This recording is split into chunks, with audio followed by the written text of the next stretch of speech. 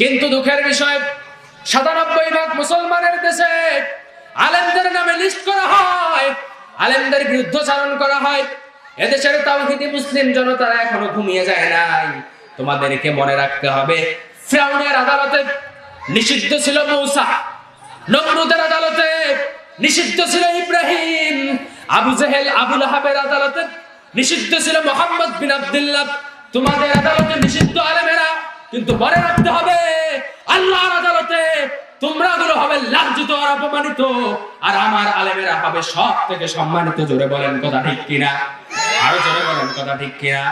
এজন্য আমরা যারা নিজেদেরকে মুমিন দাবি করে থাকি, নিজেদেরকে মুত্তাকি দাবি করে থাকি, আমাদের কর্তব্য হলো আল্লাযীনা ইউনফিকুনা আমওয়ালাহুম ফিস সারাই ওয়াদ দারাই ওয়াল